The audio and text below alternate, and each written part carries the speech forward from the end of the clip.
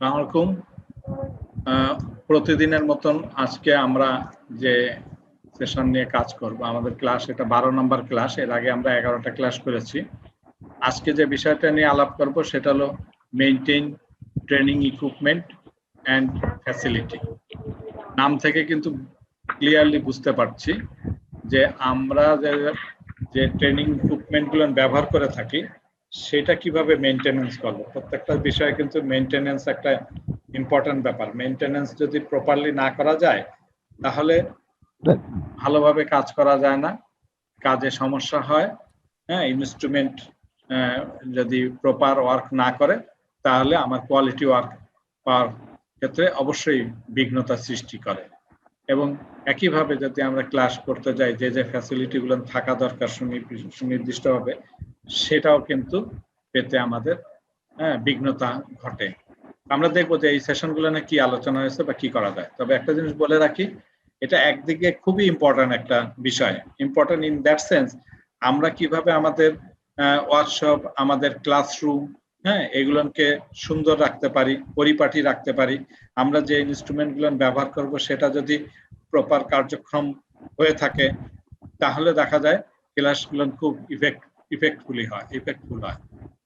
একইভাবে আমরা বলি যে এই জন্য ইম্পর্টেন্ট, এগুলো কিন্তু আমাদের বাসা বাড়িতেও কিন্তু আমরা আমাদের ব্যবহৃত জিনিসপত্রগুলোকে সচল রাখার জন্য আমরা ওভাবে মেনটেন করতে পারি। এবং যেসব ফ্যাসিলিটি প্রোভাইড করা দরকার সেটা যদি করি তাহলে কিন্তু আমার বাসা বাড়িতে আমরা খুব কমফোর্ট ফিল করব বলে আমি মনে করি। তো সেই জায়গা থেকে আমরা ইম্পর্টেন্ট মনে করছি। আর অন্যদিকে যদি বলি যে এই কোর্সের ক্ষেত্রে যদি বলি, এই কোর্সের ক্ষেত্রে কিন্তু ডাইরেক্টলি বলবো যে রিটেন কোশ্চেনিং এর ক্ষেত্রে দেখা যাবে যে এখান থেকে সর্বোচ্চ একটা প্রশ্ন আসতেও পারে, নাও আসতে পারে। আমি সেটা মেনশন করে দিব যেসব জায়গাটা আমাকে বেশি অ্যাডজাস্ট করতে হবে। আর তৃতীয় যে কথাটা, এগুলো খুব কমন সেন্সের বিষয় এবং দেখা যাবে যে আলোচনার মধ্যে আমি বুঝতে পারবো হ্যাঁ এগুলো তো আমরা ক্লিয়ার বুঝতে পারি, এমন কমন সেন্স দিয়েই অনেক কিছু লেখা যায়। আর ফাইনালি কথা বলা হচ্ছে যে প্রত্যেকটা বিষয়ে কিন্তু আমরা দেখেছি যে কোয়ালিটি অ্যাসিওর করার ক্ষেত্রে বলেছি যে কম্পিটেন্সি এনশিওর করে। কিভাবে এনশিওর করবে? বিভিন্ন মাধ্যম দিয়ে কিন্তু আমি এনশিওর করছি। আমরা দেখেছি যে আমাদের লার্নিং আউটকামের সঙ্গে কিন্তু পারফরমেন্স ক্রাইটেরিয়া মেনশন করা থাকে। ওই পারফরমেন্স ক্রাইটেরিয়া কভার করে কিনা, নিজেও যেমন প্রশ্নোত্তরের মাধ্যমে নিজে কনফার্ম হয় যে হ্যাঁ ওই জায়গাটা আমি ক্লিয়ার হয়েছি।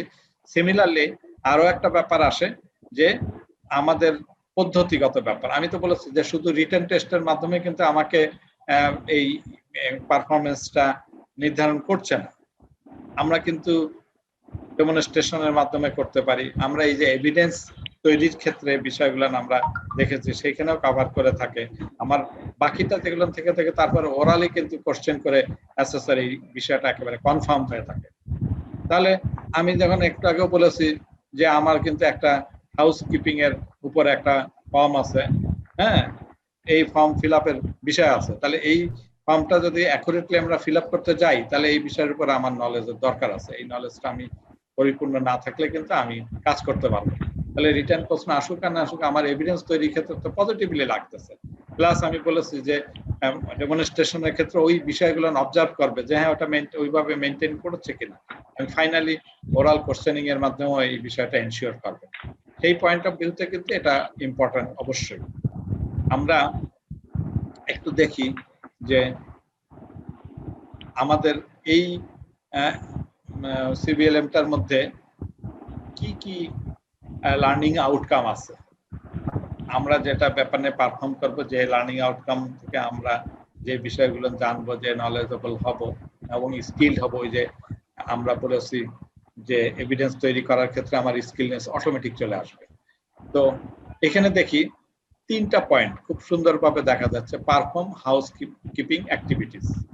তাহলে হাউস কিপিং করার ক্ষেত্রে এবং এর কিভাবে এটাকে ভালোভাবে করা যায়, হ্যাঁ, সেই পারফর্মটা আমাদের জানতে হবে। কিভাবে পারফর্ম হবে সেটা আমরা বুঝবো এই আলোচনা থেকে, প্রথম আলোচনা থেকে। দ্বিতীয় লার্নিং আউটকামটা হচ্ছে maintain training equipments and tools following the manufacturers manual and organization policies. তাহলে দুটো ব্যাপার, আমরা প্রত্যেকটা মেশিন যেটাই আমরা কিনি, এমনি হাউস হোল্ড ইকুইপমেন্টের কিনি আর অথবা আমরা ইন্ডাস্ট্রিতে ব্যবহার করার জন্য মেশিন কিনি বা আমরা শিক্ষা প্রতিষ্ঠানে ব্যবহারের জন্য মেশিন কিনি, প্রত্যেকটা মেশিনের সঙ্গে কিন্তু একটা ম্যানুয়াল দেয়, ম্যানুফ্যাকচারার কোম্পানিগুলো একটা ম্যানুয়াল দেয় এবং সেই ম্যানুয়ালের মধ্যে কিন্তু বলা থাকে সাবধানতার ব্যাপারেও যেমন বলা থাকে, মেনটেন কিভাবে করতে হবে সেইগুলো কিন্তু বলা থাকে। তাহলে আমরা দেখব যে কিভাবে এই ট্রেনিং ইকুইপমেন্ট গুলো মেনটেন করতে হয়, টুলস গুলো মেনটেন করতে হয় এবং ম্যানুফ্যাকচারার ম্যানুয়াল থেকেই সেই ইনফরমেশনটা পাবো।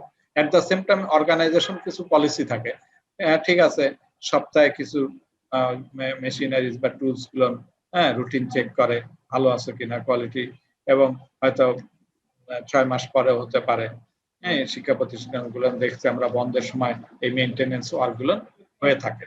তাহলে সেই ক্ষেত্রে অর্গানাইজেশন একটা পলিসি অবশ্যই থাকে। থার্ডলি, লাস্টলি যেটা বলছে, document and report maintenance activities according to organizational policies and procedure.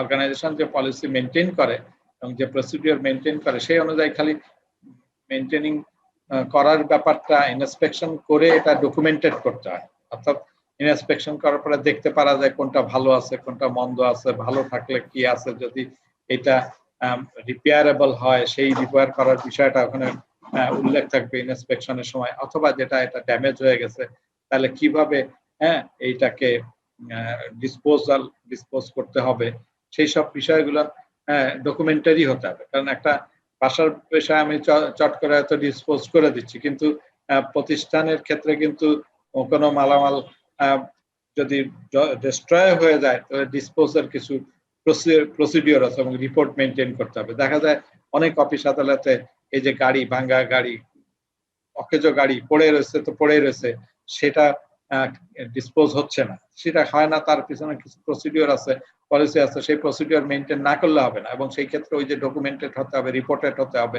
And then policy অনুযায়ী আমাকে কাজ করতে হবে। তাহলে আমরা তিনটা বিষয় নিশ্চয়ই বুঝতে, খুব সিম্পল ব্যাপার আছে, যে অংশে কাজ করি সেই অংশটা কিভাবে সুন্দর রাখা যায়, তারপরে এটাকে মেনটেন করতে গেলে কোন ভাবে, কোন পদ্ধতি, কোন ম্যানুয়াল মেনটেন করে বা পলিসি মেনটেন করে কাজ করতে হয় সেটা আমরা জানবো। ফাইনালি বলছি যে আমরা এটাকে প্রফেশনালি যদি এই কাজগুলোকে মেনটেন করতে চাই তাহলে সেই ক্ষেত্রে কিছু ডকুমেন্টেড করতে হয়, রিপোর্ট করতে হবে। ক্লিয়ার আমার মনে হয় তিনটা পয়েন্ট।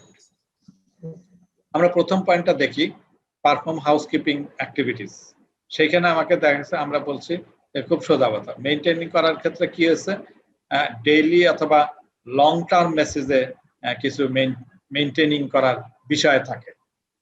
সেটা হতে পারে ডেইলি, কিছু কিছু জিনিস আছে ডেইলি, আমরা যে সব কথার কথা যে খাবার দাবার খাচ্ছি সেই সব প্লেট কি ডেইলি পরিষ্কার করছি না, এমনি আমরা যখন ক্লাস করছি প্রতিদিন যে ইনস্ট্রুমেন্ট গুলো ব্যবহার করছি সেগুলো তো আমাকে ডেইলি পরিষ্কার ক্লিন করে রাখতে হয়, আর নাহলে তো ওগুলো পরবর্তীতে সমস্যা হয়ে যায়। আমরা বেসিক্যালি দেখেন অনেক সময় দেখেছি যে এই যে ক্লাসে যাচ্ছি, ক্লাসে যে আমরা যে হোয়াইট বোর্ড ইউজ করছি, কলম দিয়ে আমরা আমাদের লেসন গুলো লিখছি ছাত্রের উদ্দেশ্যে, কিন্তু বেরিয়ে যাওয়ার সময় কিন্তু ওই লেখাটাও পর্যন্ত অনেক সময় অনেক টিচার প্রপারলি মুছে আসে না। বাট বেসিক্যালি হওয়া উচিত যে হ্যাঁ উনি ক্লাস নিয়েছেন, ওনার ক্লাসে হোয়াইট বোর্ডটা ওনার কিন্তু ক্লিন করে রাখা উচিত, কারণ ওটা ওনার ডাস্ট, উনি আরেকজন তো এটা পরিষ্কার করবে না। তো সেই ধরনের ডেইলি কিছু বিষয় আছে যে, এবং এই যে বললাম যে কাজের সঙ্গে সঙ্গে সেই বিষয়গুলো ক্লিন করার ব্যাপার থাকে। আমি যে প্র্যাকটিক্যাল কাজগুলো করব সঙ্গে সঙ্গে টেবিলগুলো পরিষ্কার করে ফেলতে হবে এবং ময়লা যেখানে সেখানে ফেলা যাবে না, নির্দিষ্ট জায়গায় ফেলতে হবে। তাহলে এটা একটা ডেইলি বেসিসের বিষয় আছে, লং টার্মের বিষয় থাকে, 3 মাস 6 মাস পরেও এগুলো এইরকম মেনটেন করার বিষয় থাকে, যে ইনস্ট্রুমেন্ট গুলো ভালো আছে কিনা চেক করার জন্য, এবং সেই অনুযায়ী রিপোর্ট করা দরকার হলে সেটা করতে হয়। আরেকটা ব্যাপার বলছে, হাউসকিপিং এর সংজ্ঞায় যদি যাই, সেটা কি, এটা একটা প্রসেস, যে প্রসেসের মাধ্যমে কি এরিয়াটা ক্লিন রাখতে হয়, একটা সুন্দর রাখতে হয়, বিউটিফুল লাগে, সুন্দর লাগে, সেইভাবে আমাকে রাখতে হবে, ওয়েল মেইনটেইন হতে হবে, যাতে করে it looks and feels pleasant and inviting to all, either living, visiting or working there. তাহলে যদি হাউসকিপিং এর সংজ্ঞা যায় তাহলে আমরা এই কথাটা লিখে দিতে পারি। 13 নাম্বার পেজে এই সংজ্ঞাটা আমার আছে। Characteristic of well organized workshop, ভালো ওয়ার্কশপ। দেখেন এই যে বৈশিষ্ট্যগুলো, এটা কিন্তু এমনি এমনি সবাই বুঝে। হ্যাঁ, কি আছে, ওয়ার্কশপ গুলো অবশ্যই সেফ রাখতে হবে। যদি কোনো ধরনের কোনো ইনসিডেন্ট বা অ্যাক্সিডেন্টের বিষয়ও আসে, আল্লাহ না করুক, তারপরেও কিন্তু কি করতে হয়, দ্রুত তাকে কিউর করার জন্য ব্যবস্থা গ্রহণ করতে হবে। সেই ফ্যাসিলিটি গুলো থাকে, সেই প্রসিডিউর গুলো মেনশন করা থাকতে হবে, জানতে হবে।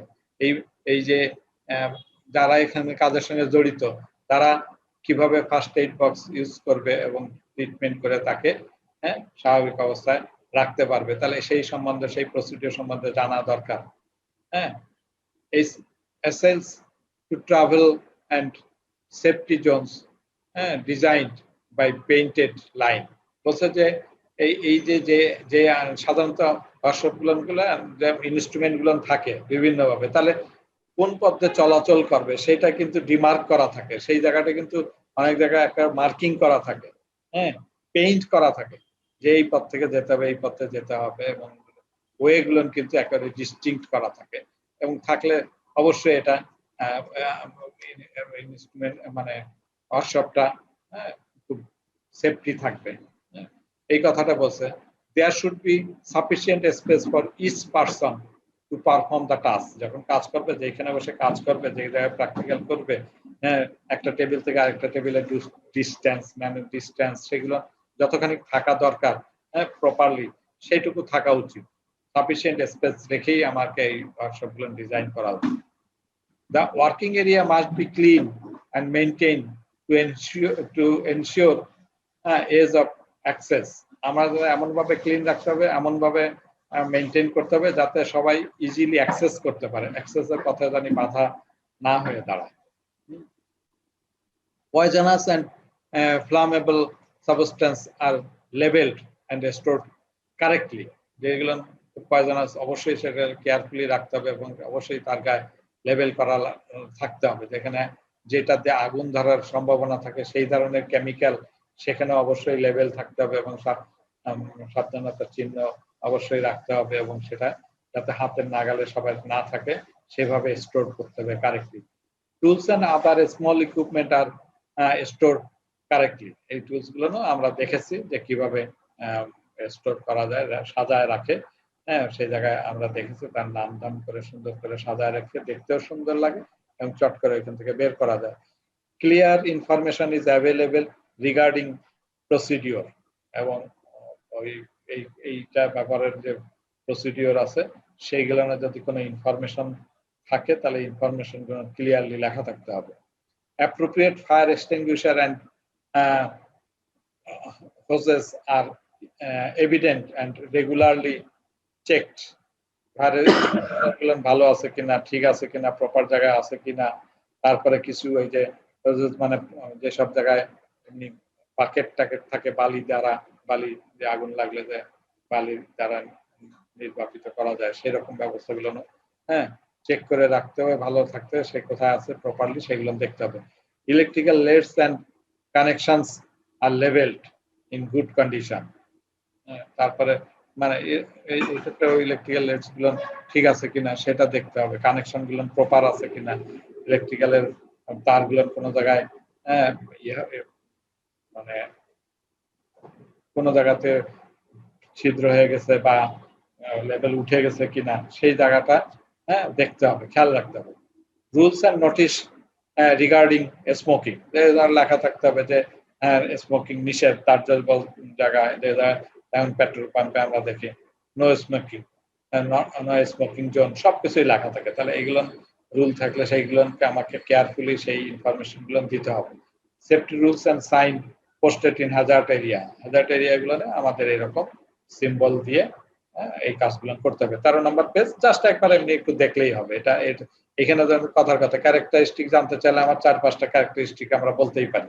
তাহলে এই ক্যারেক্টারিস্টিক জন্য কিন্তু খুব মুখস্থ করার বিষয় তা না, একবার দেখলেই কিন্তু আমরা নিজের কনসেপশন থেকেই বলতে পারি যে আমরা তো জানি সিম্বল গুলো লিখতে হবে, লেভেল গুলো লিখতে হবে, দাহ্য পদার্থ কেয়ারফুলি রাখতে হবে, তারপরে কোন পথে যাবে সেটা দেখতে হবে, আমরা চলার পথে কোনো বিঘ্নতা সৃষ্টি না হয় সেটা খেয়াল রাখতে হবে, কাজ করবো যেখানে সেখানে সাফিসিয়েন্ট ডিস্টেন্স থাকতে হবে।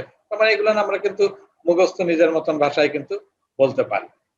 এখানে একটা 5S approaches in workshop keeping, মূলত এটা জাপানিজরা এই অ্যাপ্রোচ করেছে, মানে তারা এটা ব্যবহার করে তাদের ক্ষেত্রে ওয়ার্কশপকে ক্লিন রাখা, কিপিং ভালো রাখার জন্য। সেটা এরকম 5টা জাপানিজ শব্দ, এটা একটা টেবিল দিয়ে দেখানো হয়েছে। এই এই এই শব্দগুলো জাপানিজ, এরকম সিরি, হ্যাঁ, সিটন, সিসো, হ্যাঁ, সিকেট, সিকুস্কি, এগুলো জাপানিজ শব্দ, ইংরেজিতে লেখা, জাপানিজ উচ্চারণ। বাট এটার ইংলিশ ট্রান্সলেটটা এরকম যে বলছে শর্ট, হ্যাঁ, কিপিং শর্ট, ওয়ার্ক প্লেসটা, ওয়ার্কশপটা, হ্যাঁ, সবকিছু গোছায় রাখতে হবে, শর্টেড করে রাখতে হবে, এলোমেলো রাখা যাবে, হ্যাঁ, সিট ইন অর্ডার, হ্যাঁ, সিস্টেমাইজড এগুলো রাখতে হবে, সেটা সুইপ করে রাখতে হবে, আশেপাশে একটা নিট অ্যান্ড ক্লিন রাখার ব্যবস্থা করতে হবে, স্যানিটাইজ করে রাখতে হবে, যে যেগুলো যেটা ব্যবহার করলাম সঙ্গে সঙ্গে এটা জানি ক্লিন করা থাকে ওই ইকুইপমেন্ট গুলো, সেটা স্যানিটাইজ বলা হচ্ছে। এবং এই যে আমরা তো এখন স্যানিটাইজ করা ভালো করে বুঝে গেছি, হ্যাঁ, যাতে করে আমাদের এইখানে ব্যাকটেরিয়া ইফেক্ট করতে না পারে বা অন্য ধরনের কোনো সমস্যা তৈরি না হয়, দ্যাট ইজ স্যানিটাইজ। যখন যে ইকুইপমেন্টটা ব্যবহার করব সেটাকে সুন্দর করে ক্লিন করে রাখতে হবে। সাস্টেইন, সেলফ ডিসিপ্লিন হতে হবে। এই যে 5টা এস, এই 5টা এস যদি অনেক সময় আসে যে 5 অ্যাপ্রোচ বলার জন্য ওয়ার্কশপ কিপিং এর ক্ষেত্রে, এটা দেখে বলতে পারবো। এটা পেজ নাম্বার 15-তে আছে। সেফটি ফ্যাক্টরের কথা বলছে, the following procedures assist in providing a safe working environment. Safe working এনভায়রনমেন্টের জন্য কি বিষয়ে খেয়াল করতে হবে? রেগুলার চেক অফ ইকুইপমেন্ট, যেটা আমরা কিন্তু আগেও বলে আসছি, আমাদেরকে সেফটির জন্য অবশ্যই খেয়াল করতে হবে। যদি আমরা রেগুলার চেক আপ করি তাহলে কোনো ধরনের দুর্ঘটনা ঘটার সম্ভাবনা কমে যাবে।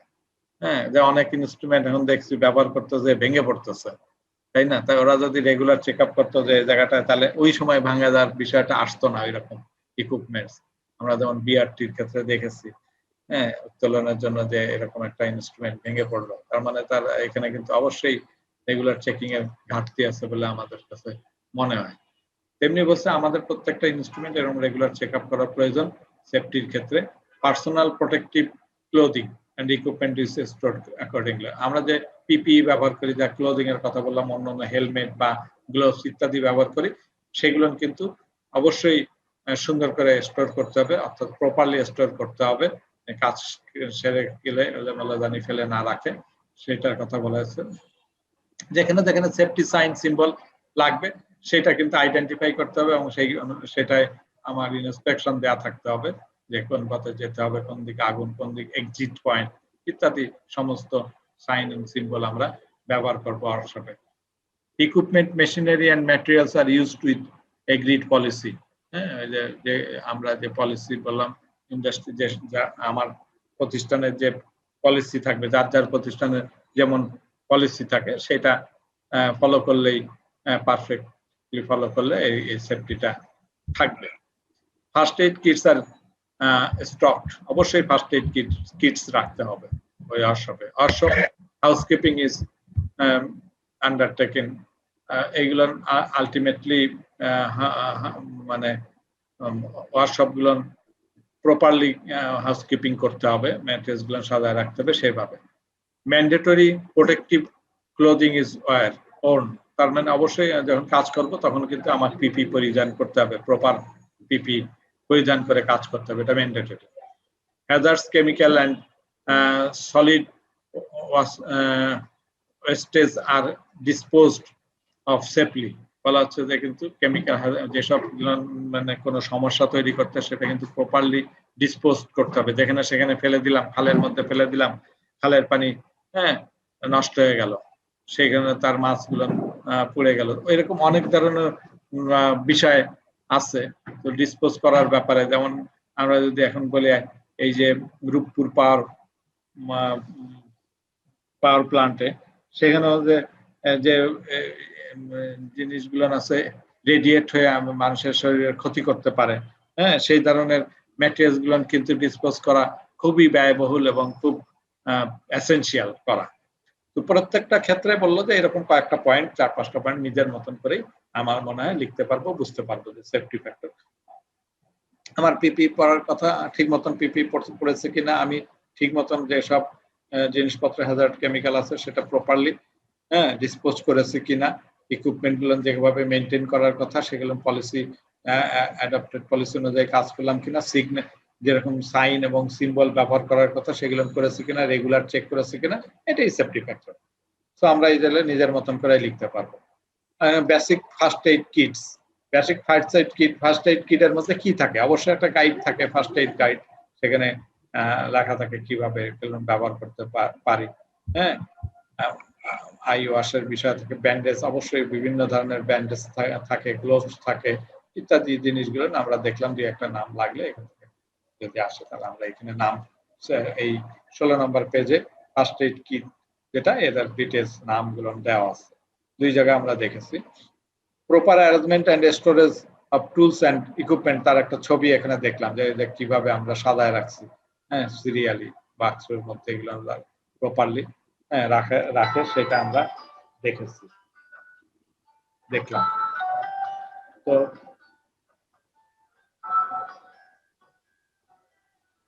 এখানে আর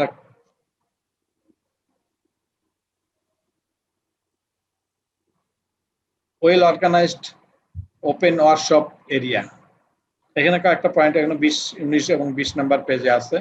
well organised open workshop area, তাহলে যে খোলা যে ওয়ার্কশপ গুলো থাকে তার মধ্যে অবশ্যই সিকিউরিটি একটা ব্যাপার, এখানে প্রবেশ করা, অ্যাক্সেসের একটা ব্যাপার, ক্লিনলিনেস এর একটা বিষয়।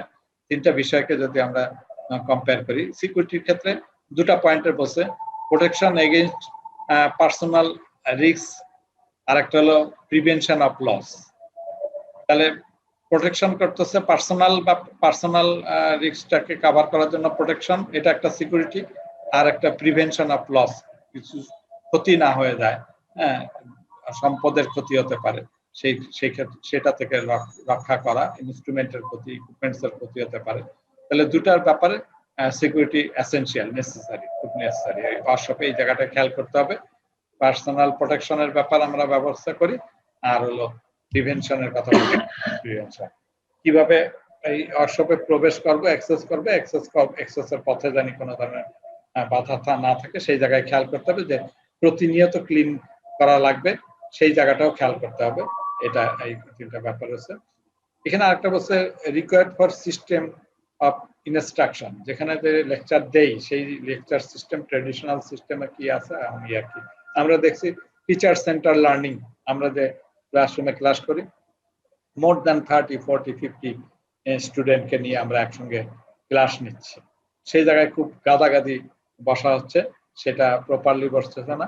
এবং সবচেয়ে বেশি ভালো হয় সেটা কিন্তু 1 to 1, মানে পেয়ার সিস্টেমে 2 জন নিজেরা ডিসকাস করতেছে। এটা ট্রেডিশনাল সিস্টেমের বাইরে, যেমন সিপিটি সিস্টেমে স্টুডেন্ট সেন্টার্ড হয়ে থাকে, স্টুডেন্ট সেন্টার্ড লার্নিং এর ক্ষেত্রে কিন্তু এই জিনিসটা দরকার আছে। এবং এটাকে আমরা অন্য আরেকটা সিস্টেম যেমন সেলফ পেস্ট লার্নিং বলা হয়, পেস্ট বানানটা মানে ঠিক হয় না, পিএসসি,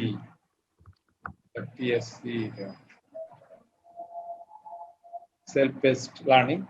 তো সেলফ পেস্ট লার্নিং বলতে বোঝাচ্ছে যে নিজেই শিক্ষা গ্রহণের বিষয়টাকে গুরুত্ব দিচ্ছে, এমন স্পেস থাকবে যাতে করে সে যদি ওইখানে যায়, যেমন লাইব্রেরিতে যে সে পড়াশোনা করছে একা একাই, অথবা পেয়ার সিস্টেমে 2 জনে মিলে কাজ করছে, তো 2 জনের শেয়ারিং করে আলোচনা করে পড়াশোনার জন্য যদি ওই রকম অ্যারেঞ্জমেন্ট রাখে, অনেক প্রতিষ্ঠানে এরকম চেয়ার টেবিলের অ্যারেঞ্জমেন্ট ওভাবে রাখে, এখানে পড়াশোনার একটা ভালো এনভায়রনমেন্ট থাকে। জাস্ট এটুকু বিষয় আমরা দেখেছি। আমরা বারবার বলেছি যে টিচার সেন্টার্ড এবং স্টুডেন্ট সেন্টার্ড বিষয়টা কি। Training areas for this purpose will have, এই পারপাসে যে সেলফ পেজের ক্ষেত্রে আমরা দেখছি, and adequately equipped workshop where the work task are performed, বলছে যে যেখানে আমরা পারফর্ম করব কাজগুলো ওয়ার্কশপে, সেটা কিন্তু ভালোভাবে ইকুইপড হতে হবে, ওয়ার্কশপ গুলো প্রপার ইকুইপড হতে হবে। এবং separate resources area where the student has access to learning materials in the form of written information, audio-visual program, computer programs and demonstration, and explanatory discussion with subject teachers. এবং একইভাবে বলছে যে sufficient space থাকতে হবে, যেসব স্পেসের মধ্যে ভাগ ভাগ করা থাকতে হবে, যে রিটার্ন ইনফরমেশন পাওয়ার যা বিষয়গুলো থাকতে হবে এরকম টেবিলের মধ্যে থাকে, রিটার্ন ইনফরমেশন প্রিন্টেড থাকে, ওখান থেকে নিয়ে করতে পারে। অডিও ভিজুয়াল প্রোগ্রাম সেগুলো থাকে, যে তার জন্য একটা সেপারেট স্পেস থাকে। কম্পিউটার প্রোগ্রামের জন্য, ডেমনস্ট্রেশনের জন্য একটা রুমের মধ্যে এরকম ভাগ ভাগ করে সাজায় রাখতে পারে। আমরা এখানে দুটা 22 নম্বরে দুটা লেআউট দেওয়া আছে, ট্রেডিশনাল সিস্টেম ক্লাস লেআউট। যদি হাতের কাছে যদি ইয়াটা থাকে, সিবিএলএমটা থাকে বা এই মডিউলটা থাকে, তাহলে 22 নম্বর পেজে গেলে আমরা দেখতে পাবো যে ট্রেডিশনাল ক্লাসরুমটা কিরকম ভাবে অ্যারেঞ্জ করা আছে এবং সিবিটি সিস্টেমের যে ক্লাসরুম সেটা কিভাবে করা হয়েছে। দুটা জাস্ট একবার একটু দেখে নিলেই হবে এবং কথাগুলো ওইগুলো নেই। আমি খুব বেশি এই জায়গায় অনেক বেশি সময় দিচ্ছি না বা কথা বলছি না, তার পিছনে ওইটাই মেইন কারণ হলো যে এই জায়গাটা কিন্তু থিওরিক্যাল প্রশ্নের ব্যাপারটা একটু কম হয়। সুতরাং আমরা একবার দেখলে হয়তো বা কিছু কথা বলার বিষয় থাকে, অথবা ওই যে আমি বললাম যে ফর্ম, যেটা আমরা এভিডেন্স যেটা ফিল আপ করবো পেপারটা, সেই জায়গাটা কিন্তু কিছু যেসব কথা লাগবে সেই জায়গাগুলো আমরা কথা বেশি করে বলছি। Factors two consider in laying out A shop, সেখানে একটা ফ্লোর প্ল্যান হবে of the building or shop, available space, কতটা স্পেস লাগবে, দুইজনের মধ্যে পার্থক্যটা কত হয়, 400 স্কয়ার ফিট হলে কয়জন বসতে পারবে, সেই জিনিসটা আমাদের চিন্তা করে সেইভাবে ডিজাইন করতে হবে। Amount and source of light, হ্যাঁ, সেটা কেমন হবে, ভেন্টিলেশন, সাফিসিয়েন্ট ভেন্টিলেশনের ব্যবস্থা আছে কিনা, electrical outlet and power supply proper আছে কিনা, মেশিন প্লেসমেন্ট সেটা দেখতে হবে। Production work organization sequence, wash rack and rest room facilities, সেগুলো থাকতে হবে সব ডিপার্টমেন্ট এর বিষয়ে থাকতে পারে। তারপরে লোকেশন অফ চকবোর্ড, তার চকবোর্ড নাই, হোয়াইট বোর্ড, যাই হোক, বুলেটিন বোর্ড ইত্যাদি, ইনস্ট্রাক্টরস ডেস্ক, ফিলিং ক্যাবিনেটস ইত্যাদি ফ্যাক্টরস গুলো আমাকে কনসিডার করতে হবে যখন আমি ওই ধরনের সব ডিজাইন করব। একটা সব যখন আমি কাজের জন্য ডিজাইন করব, লেআউটটা আগে দেখাইছি, আবার এখানে মেনশন করে দেওয়া হলো যে ওই ফ্লোরের মধ্যে এই সুবিধাগুলো অবশ্যই থাকতে হবে। এটা আমরা বুঝি যে সাফিসিয়েন্ট লাইট থাকতে হবে, আমাকে সাফিসিয়েন্ট ভেন্টিলেশনের ব্যবস্থা থাকতে হবে, হ্যাঁ, স্পেস থাকতে হবে, যাতে অ্যাভেলেবেল স্পেস থাকতে হবে যেখানে বসে সবাই পড়তে পারে। তারপরে ইলেকট্রিক্যাল আউটলেটের কথা বলেছে, মেশিন প্লেসমেন্টের কথা বলছে, তাহলে সবগুলো নিয়ে কনসিডারেশনে আনতে হবে আমরা যখন লেআউট তৈরি করি। আমাদের 5.2 দ্বিতীয় যে লার্নিং আউটকাম, প্রথম লার্নিং আউটকামটা আমরা শেষ করছি, দ্বিতীয় লার্নিং আউটকামটা maintain training equipments and tools. খুব অল্প কথায় এই জায়গাটা আমরা যাব। একটা হলো টুলস এবং ইকুইপমেন্টস বলতে কি বোঝায়। A tools is a device that can be used to produce an item or accomplish a task. তাহলে একটা কাজ সুন্দরভাবে যাতে করতে পারি, সেটা কোনো যন্ত্রের সহযোগিতা নিয়ে করলে করার বিষয়টা যদি থাকে, তাহলে সেইটাকে আমরা টুল হিসাবে বলছি। But that is not consumed in the process, এটা কিন্তু কনজিউমেবল আইটেম না। It can be considered as extension of the human hand, thus increasing speed, power, and accuracy.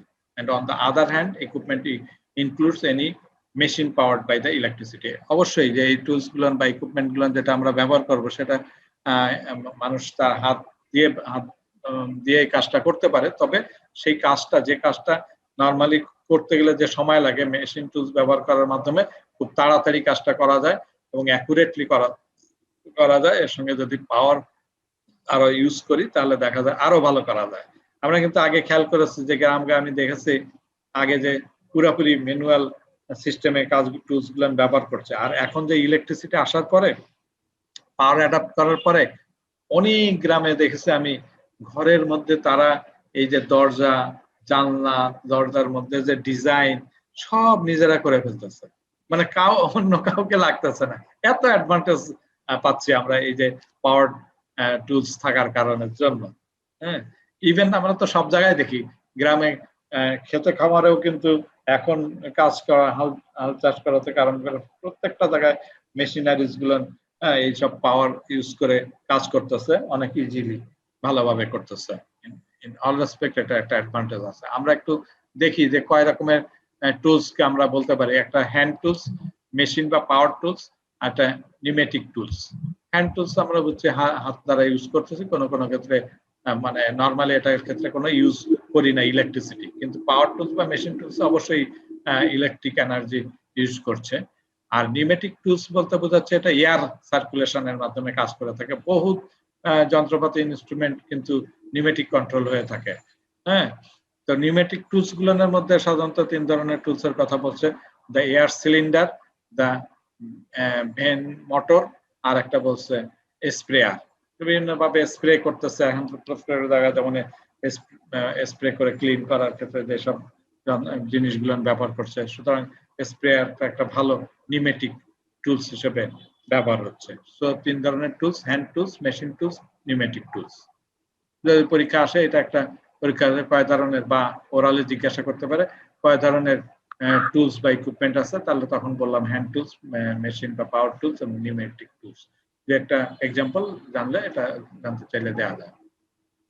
পরীক্ষায় আরেকটা প্রশ্ন আসে রিটার্নের ক্ষেত্রে, বেশিরভাগই আসলে এই একটা প্রশ্ন বেশি দেখেছি, টাইপস অফ মেইনটেনেন্স। সেখানে বলা হচ্ছে প্রিভেন্টিভ মেইনটেনেন্স। এই জায়গাটা আপনি একটা ইম্পর্টেন্ট লিখে রাখতে পারেন, পরীক্ষা আসলে ওই আগেরটা এবং এটাই বেশিরভাগই আমরা দেখেছি রিটার্নে হয়তো প্রশ্ন আসলে একটা প্রশ্ন আসলে এটাই আসে। টাইপস অফ মেইনটেনেন্স, 2 ধরনের মেইনটেনেন্সের কথা বলছে: প্রিভেন্টিভ মেইনটেনেন্স এবং কারেক্টিভ মেইনটেনেন্স। প্রিভেন্টিভ মেইনটেনেন্স মানে অবশ্যই ওই যে আগে থেকেই চেক করতে হবে ইকুইপমেন্ট গুলো ওয়ার্কেবল আছে কিনা। এই সবসময় যদি এই চেকটা করে তাহলে ত্রুটি বিচ্যুতি থাকলে সেই আগেই সে এটা সেরে ফেলতে পারে। আর যদি কোনো এরকম ত্রুটি থাকে সেটাকে রিপেয়ার করার প্রয়োজন হয়, তাহলে তখন সেটাকে বলছে কারেক্টিভ মেইনটেনেন্স। অর্থাৎ এটা আগে থেকে যে রিপোর্ট করে রাখবে এবং যে প্রসিডিওর মেনটেন করে যেখানে রিপেয়ার করা দরকার সেই কাজটা করে ফেলবে। তাহলে মেইনটেনেন্স কয় রকমের: প্রিভেন্টিভ মেইনটেনেন্স আর একটা কারেক্টিভ মেইনটেনেন্স। সো এইটা কিন্তু পরীক্ষায় আসে। কোয়ালিটি ম্যানেজমেন্ট সাইকেল, কিউএমসি, আমরা আগেও যেটা দেখেছি একই কথাই কিউএমসির কথা বলছে। যেক্ষেত্রেই হোক কোয়ালিটি ম্যানেজমেন্ট সাইকেলটা কি, এটা ওই একই। পিডিসিএ অর্থাৎ design are revise business process components to improve result. এটা একটা প্ল্যান করতে হবে, অর্থাৎ এখন এক্সিস্টিং যা আছে সেটাকে কিভাবে আরো ইমপ্রুভ করা যায় সেই জন্য তার একটা প্ল্যান থাকতে হবে এবং সেই প্ল্যান অনুযায়ী অ্যাকশন হবে, অর্থাৎ implement the plan and measure its performance, এবং প্ল্যান এক্সিকিউট করে দেখতে হবে যে পারফরমেন্স আসলে কি ঠিক মতন বাড়লো কিনা। Check assesses the measurements and report the result to decision maker. তাহলে আমরা যদি দেখি এটা পারফেক্ট হয়েছে তাহলে ফার্দার আমরা এই ধরনের কাজগুলো করব। and act final act decision on changes needed to improve the process. আমি আবার বলছি আগের দিন মানে বলেছিলাম, সে as for example এই যে 7 রাস্তা থেকে জয়দেবপুর চৌরাস্তা পর্যন্ত প্রায়ত মেয়র আনিস ডিসিশন নিল যে এই রাস্তা জঞ্জাট নিরসনের ক্ষেত্রে ঠিক করলো যে লুপিং সিস্টেম অ্যাপ্লাই করবে। তো এইটা প্ল্যান সে করলো, করার পরে সে কি করলো, সে কিন্তু একটা টেম্পোরারি অর্থাৎ পাইলট বেসিসে একটা দুটা জায়গায় সে কাজ করেছে। কোথায় আমরা উত্তরায় দেখেছি সে এইভাবে লুপিং সিস্টেম করলো, করার পরে দেখলাম যে হ্যাঁ উত্তরায় যানজটের কিন্তু অনেক ইমপ্রুভ হয়েছে, তবে আরো কিছু পরিবর্তন তার করতে হচ্ছে যে সে চিন্তা যে যাতে করে দেখা যায় যে এরিয়াটায় লুপিং হচ্ছে তার চার সাইডে আরো স্পেস লাগবে, এরকম কিছু জিনিস চেক তারা অ্যানালাইসিস করে চেক করে বের করছে এবং ফাইনালি কিন্তু এখন এটা পর্যায়ক্রমিক এক্সিকিউট করে যাচ্ছে। সো এই যে কোয়ালিটি ম্যানেজমেন্ট সাইকেল এবং এই কাজগুলো বারংবার হতে পারে। Quality management cycle, plan to check acts, এটা অন্য জায়গায়ও প্রশ্ন আসে, এখান থেকেও আসলে একই আমরা তৃতীয় যে পয়েন্ট, থার্ড যে পয়েন্ট, ডকুমেন্টেশন করা এবং রিপোর্ট করার বিষয়টা আমরা এখানে দেখছি দুটা পয়েন্ট আলোচনা করেছে। একটা হলো রিপোর্টিং প্রসিডিওর, কিভাবে আমরা রিপোর্ট করব।